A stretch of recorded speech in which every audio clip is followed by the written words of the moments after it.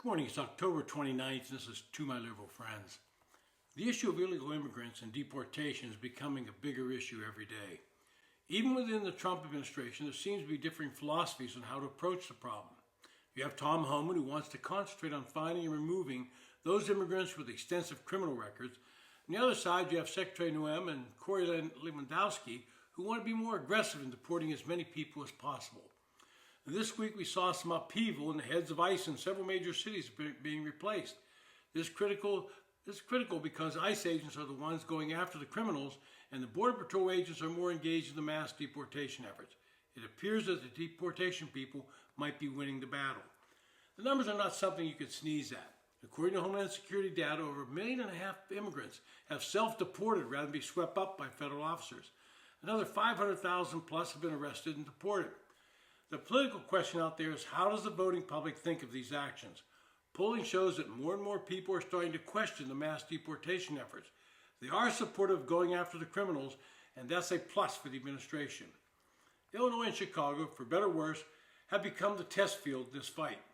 A substantial minority of Democrats support political violence, including felonies to stop federal immigration officers from carrying out their duties. About 80% say that Donald Trump and his supporters are Nazis and agree that ICE officers are jackbooted thugs. That is far from the truth, but it shows how Democrats are fighting back. When asked whether they support Illinois Governor J.B. Pritzker doing whatever it takes to keep ICE and federal enforcement out of Illinois and prevent them from apprehending, 84% of Democratic Party primary voters answered yes. But remember, these are Democratic voters. But there is a real underlying problem with what's going on. There's a new survey out done by M3 Strategies that shows that Governor Pritzker's scurrilous rhetoric is in sync with the party's most committed voters. Whether he's, quote, going along to get along with the angry, deranged progressive base or intentionally ginning up insurrectionist impulses with intemperate language, and that's being charitable, and it's an open question. What is not in doubt is that millions of Illinois Democrats are rejecting the primacy of federal law, a foundational principle of our union established by the Constitution, consecrated during the Civil War, and sanctified during the Civil Rights Movement. That, in the long run, it's not a healthy thing for the country. We're a constitutional republic, and there are some key underlying principles that commit us to be a nation of laws. First, federal law, including federal immigration law, is supreme and applies everywhere within the United States, including Chicago and Illinois.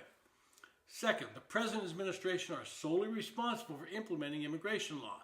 As Alexander Hamilton put it in the Federalist Papers, quote, energy in the executive is a leading character in the definition of good government, end quote.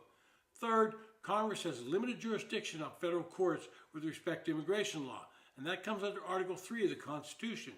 And fourth and finally, it's a federal crime to obstruct, resist, or impede a federal officer charged with enforcing the immigration laws. Now, consider in this regard the fact that 70% of Illinois Democrats surveyed in this poll say it's appropriate to follow ICE officers, while 63% think it's appropriate to block the entrance to ICE facilities. In addition, nearly 40% think it's appropriate to pull ICE officers off of someone they're apprehending. 14% think it's appropriate to throw objects at ICE vehicles, and 10% think it's appropriate to spit on ICE officers, and just 9% think it's appropriate to throw objects at ICE officers. These are among the Democratic voters polled. That's some dangerous numbers. The results of this poll should give pause to Americans of good faith, especially those who actively support the Democratic Party. Their leaders are playing to a base that's increasingly alienated from Americans who don't think like them, and they hate those who disagree. The implication here is the bracing ascendancy of someone like Zoran Adami. He's no anomaly. He's actually pointing us towards a socialist government. You have to look at the future about what this would mean. There will come a time when another administration enacts policies that the left will like, but the right will not. Should that mean that conservatives should take to the streets in violent protests? Should they attack federal officers and property? We're a nation of laws, and we have to live within those laws.